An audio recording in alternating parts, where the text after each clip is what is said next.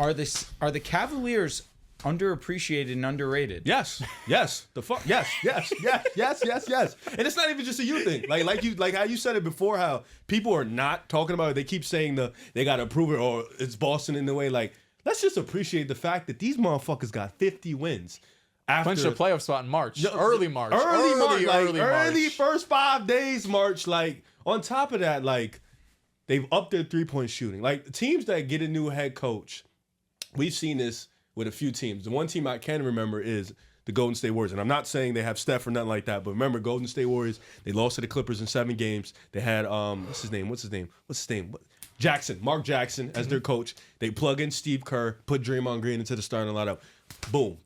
50-plus wins, #1 seed. Like, I'm not saying they have Steph or nothing like that, but this team has some magic going on with them. This team has some fire going on with them. They've beaten every team you want them to beat. They've beaten Boston. They've beaten OKC. A good amount of they've beaten Denver. They've given Cleveland. I'm sorry. They've given Boston a run for their money in the regular season in terms of just making games difficult. Every game has been great. Every game has been great. Every game has been a fight to the end. And now you're sitting there looking 50-10. Everybody's playing well. I mean, DG's been struggling his last 5-10 games dealing with his knee injury, but everybody's playing well. DG, Donovan's he's ramping it up. He's here. Evan Mobley, Jared Allen, Kenny Atkinson's now taking this approach to figure out his late game lineups, and now he's tinkering. Now he's having fun. Now he's all of a sudden. You can do that. The season, they're clinched. Y'all not far behind, but y'all fake far behind. We're 8 games behind with 20 like they would need to go on a drastic. Like, their worst losing streak was 2-3 games, and that happened 2 months ago. Did they ever lose 3 in a row? I think it was 2. 3. It was Brooklyn. I think Indiana twice. I think that's what it was. That stretch where they lost. And then they went right back on it. Boom, streak. They've been on a 14, 15 game winning streak right now. So whether they win the chip or not, that conversation is going to come. And I do think if they don't at least get there or at least make it 7 games at the end of the ECF, we talking about a failure. But this team has the argument to possibly have the defensive player of the year. They might have the 6th man of the year. You said Peyton was the favorite because he had that 40 minus ball. 200 right now. No, listen, the 40 ball shot his ass up there. It did. I respect that. But, DeAndre Hunter has been in that conversation all year. They're going to have coach of the year. They're going to have an All-NBA candidate in Donovan Mitchell. They're going to have everything you want in a finals team. So, and the only thing in their way, in my opinion, is Boston. That's the only thing in their way. They beat the shit out the Knicks by 40 2-3 weeks ago. They beat Milwaukee twice. Granted, that was early in Milwaukee. They've looked a lot better lately. This Cavs team is different life to them. And you feel excited because none of them are old. Like, Donovan Mitchell is the oldest out the 4. Like, Donovan's still in his prime. DG and Mobley, Mobley not definitely prime, hasn't hit their prime. DG hasn't hit his prime. Jared Allen, I think, is walking into his prime right now. 92 on 2K. Yeah, he deserves that shit. All defense too. Same rating as Cade. Yeah, he's that's crazy. But he's a demon, and this team is just, they're so young, man. It's so exciting to see it. Like you said, you talked about it before. Like, there should be a lot more praise on what they're doing because they're not the same old typical story of the Lakers dominating, Golden State dominating, the Spurs dominating. No, it's a Cleveland Cavaliers team who, outside of LeBron, have nothing going for them in their history. They traded for Donovan Mitchell. They had last summer talking about Donovan Mitchell might leave. There was all these reports of him getting pushed out. He ends up staying. DG broke his jaw last year, played like shit. He had all the doubters on him, Evan Mobley and stuff like that. Now you come into this year and you having the best start probably ever in Cavs history. So this is something exciting. They could still win 70 games. That's how good this team has been. So just, I think underappreciated, I think that's the word as opposed to underrated, because I think whether you think they can win or not is fine, but appreciate the shit that they're doing because there's not many teams that can go out and do what they're doing right now. There was a part of me that wanted to come in here and say that, I think that they've gotten the love that they deserve, but every time you talk about the East, who's coming out the East, there's a part that people are like, oh, yeah, the Cavaliers are really good, but they're not beating the Celtics. Not on this podcast. The Celtics are the favorite. That's a fact. Not on this podcast. This podcast has a lot of belief in the Cavaliers. They really believe in the Actually, it's falling off. It's not. We need this. It's falling off. When John was here, there was 75-1. Yeah. When John was here, mighty have fallen. We're now back to it is crazy. It's It is still back to 50-50 right now. Yeah, is it still 50-50? It's really like And I put my 30-70. money where my mouth is. You put it back in? No, not yet. It's really 30%. 30-70. Yeah, definitely. You're holding on to 5%. Well, John's locked. John's locked. Oh, John is locked. So if the 5 of us, each of us are 20%, you're 20%. 40, Are we giving John 40 Give him 5. and he's 45? Give him 5. clinging on to my 5%. Yeah, he's holding on by a fucking. He doesn't even get 10. He doesn't even get half. No shot. He lost his 10 right now. But that's the thing where I look at the Cavaliers and they have 50 wins. They've been the most dominant team in basketball when you consider both sides and how consistent they are. And even still, nobody consistently has them as the clear-cut favorites, not just to win the title, but to let alone make it out of the East. That's where I do think we get to the conversation where they are underappreciated, where people are starting to question the role players for their squad when all season long they've been reliable. The one concern that you can have with the Cavaliers is health, because that's what's derailed their seasons these last couple that Donovan Mitchell has been here. And he's been a part of that last season. But again, when we talk about big picture, that's where we can talk about them being underappreciated, because not a lot of people have them as the favorite, even though they meet a lot of the categories to be that. I mean, you look at the odds right now. You can get right back in. The Cavaliers. You should know the odds like back of your hand. You're so willing to let people back in. I'm really a nice guy, is what I'm trying to It's tell you. shocking. I'm not that nice. Joel, you have an opportunity right now that I'm giving you to get back in. What are the odds saying right now? I mean, I know you're checking every day, seeing when you put your money in. 100%. Responsibly. Right now, it's plus 260 for the Cavaliers. That's So 280. it's it has jumped up just a little bit. So even Vegas is kind of showing that they have a lot of confidence in the Celtics making it back to the finals. I don't even think it's really about them being able to beat the Celtics. I feel like maybe it's I'm just paying attention too much to the internet and what the comments are saying, but I feel like there's an overwhelming belief that the Cavaliers just aren't going to steamroll anybody that not named Boston.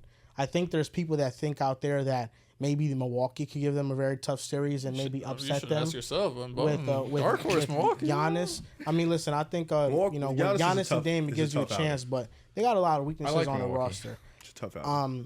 But no, I think Cleveland, they just have such a complete roster that really anybody not named Boston, I trust them to beat anybody in a 7-game series, and I trust them to handle business. I think with the Boston matchup, what it comes down to, number one, I will say this. With the Cavaliers this season, they've been on 3 straight separate 10-plus game win streaks. It's crazy. This team has been more historic I'm locked in, than the LeBron Cavaliers, which is insane right. for Win 60 games? They did win With 60 games. with Mike Brown. Yeah, this team's on pace to win slow. almost. I thought it was Black. David Black. They won 60 with Mike Brown too when Cleveland That was didn't back have in no the help. day. That's what I'm saying. I think there was a year they won That was 66. Mo Williams. Yeah. Oh God, that's cool. We were That's a cool dogs. ass team. The Cavaliers, they have a chance to win 70 games this year. So I think it's unbelievable. And I think as of recently, they've been winning games by coming back down Facts. large deficits. They won against Boston that way. They won Gotta win against the nasty Nets sometimes. in that way. Talk about that Portland win, man. Miami, bro. The Bulls, they were down fucking in it's the been fourth rough quarter. lately. Yeah, they have But found ways we're to winning. win in that way too. So I think they deserve a lot of credit, and I think Evan Mobley is the person that is probably the biggest X factor in that series against Boston. I think Darius Garland, his size is always going to be an issue defensively. We have to see if he can rise up his game to the occasion offensively too, because against Derek White and Drew Holiday, that's going to be a tough matchup.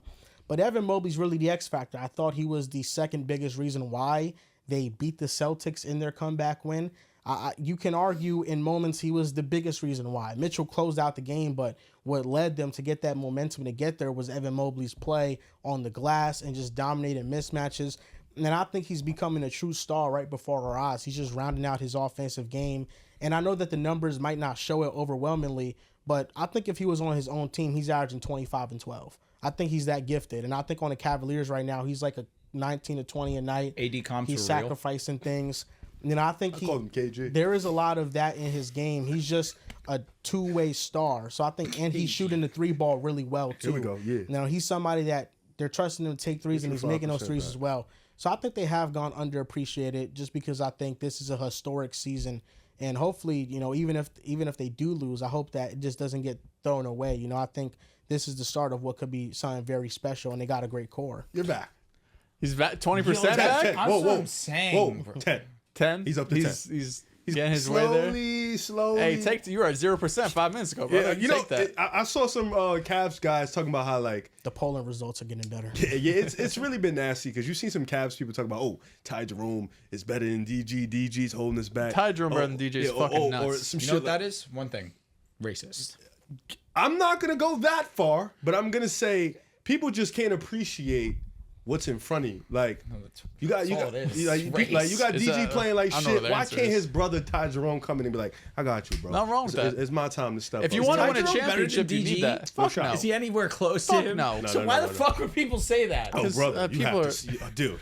Let me ask you guys a People are question. fans of teams that hate on their own players, and they want to see their own players fail sometimes. They see, like they fuck up. Like I'm be the first to admit I hated AirPods. You know how many people hate Jaylen Brown? Celtics fans. There's so much Actually? that hate Jaylen Brown. Yes. Are they stupid? Yes, because they see when Jaylen Brown's out. Oh, Tatum does X, Y, and Z. And same shit goes both ways. Let me ask you a question. Let's say the Cavaliers Here we go. win it all this year. Does it change your perspective on team building? Because then in back-to-back years, the Celtics having a player that didn't we know that he's a top 5 player, but he didn't perform to that level. They ended up winning. How's Don perform? And I think Don performs. And the Cavaliers not having like a stamped top 5 player if they win it all.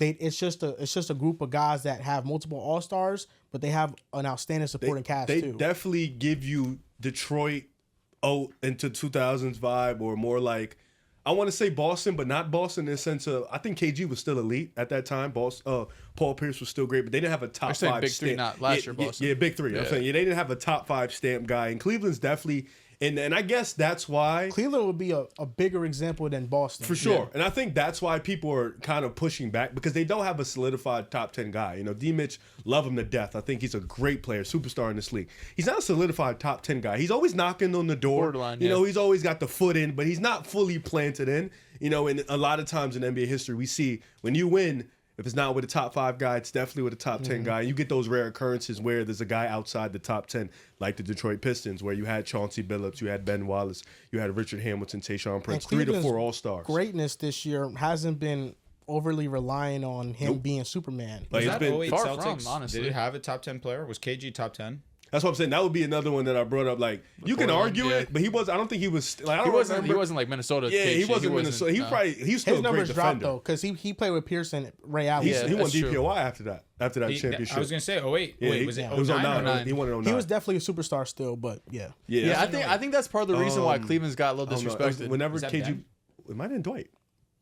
Probably. I mean, They Dwight won in in those late 08. 2000s. I think 08 was the best version of them. Yeah, I'm saying Yeah, KG yeah. won DPOI in 09 though, because I remember he was on the cover of 2K. he was 2K9. Yeah, he was 2K9 cover. Yeah. So- But I think that's part of the reason why Cleveland has gotten, if they've gotten disrespected, is because they don't have that guy, right? Like the Thunder and the West are doing similar shit to what Cleveland's doing, but SGA's been on such a crazy run. The efficiency's been so nuts. I think that that's the difference. Like, he's I been think getting Cavs are respect. better. Yeah, because you mentioned like they'll have like maybe they get 2 all pro all NBA guys, like maybe Mobley and Don make it, but there's a chance that it's only one of hope them, Mobley makes it. right? And there's a chance that maybe you have a 6th man of the year, maybe you have a Depoy, but they're all like within the top 2 for all of these awards, right? Outside of like Mitchell MVP, but like Mobley's in there for Depoy, I think he's couple a of them favorite for over Jaren. Yeah, I think he became a favorite. Jaren's been missing a couple He got games hurt, yeah. too. So I think that's part of the reason why they got disrespected. But I think the other part too is just their history the last 2 years, and it's not fair, but their history the last 2 years is the reason why I think some people are giving them pause, even though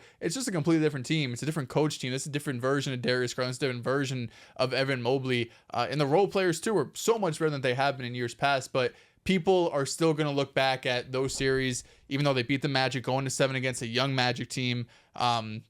Then the year prior, losing, they lost the Knicks, or they lost the Knicks in that series. Yeah, so they ass whip. I mean, I think looking at these last 2 years falling short in the playoffs, even though they've been so damn dominant and so damn historical, that's part of the reason why people are giving a pause. And then also just when your best player is like a borderline top 10 guy, just like you were having the conversation, well, shit, the Lakers got Luka and LeBron, so I'm going to just take them no matter what. People are going to do the same thing when, they're going up against the Bucks potentially in the second round. Where it's like, you got Giannis, you know what I mean? Like, what am I supposed to do? They got Giannis and Dame. They got arguably the 2 best players in that series. You can have all that. Sometimes you need a team, man. I need a will team. say, though, 2 things.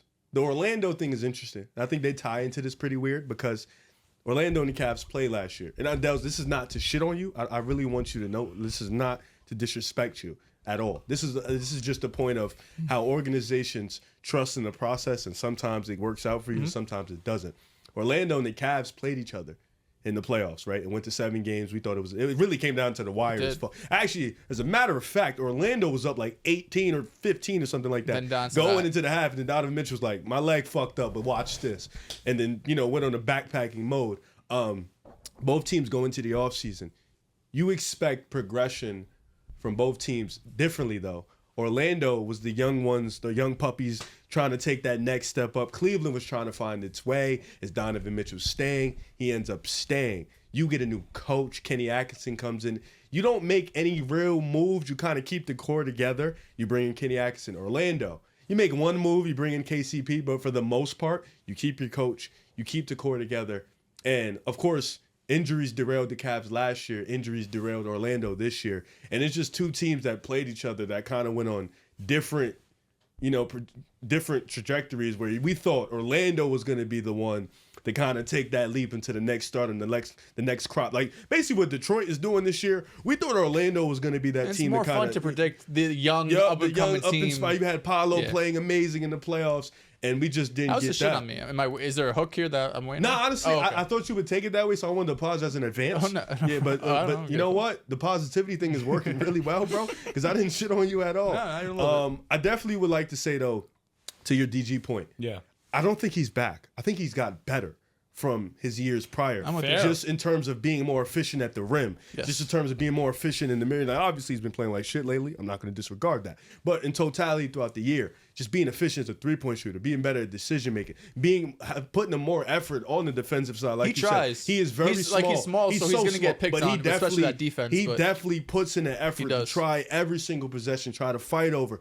take guards. Like the just improvement. No, he's not an all-NBA player. Nobody, but him being an all-star, I think he's an all-star level guard, and he has improved his game and taken a true. Because to get your jaw broken and then get better at the rim is just some crazy shit. Like he was scared all last year to go to the rim, and now this year he's been a demon at the rim, just getting there, getting to the spot, getting to the floater. Even at times being able to take over games, having that confidence that Donovan Mitchell helped and instilled into him to take over games, even when Donovan Mitchell was on the floor. Same thing with Evan Mobley. Like Donovan Mitchell, I don't want to say he got worse, but he didn't really get better. He's just him. Like he's just a dude. But Garland's the biggest X factor to me in that series because against Boston. I think Mobley for sure has an argument too, but I feel like his floor is just so high what it gives you defensively.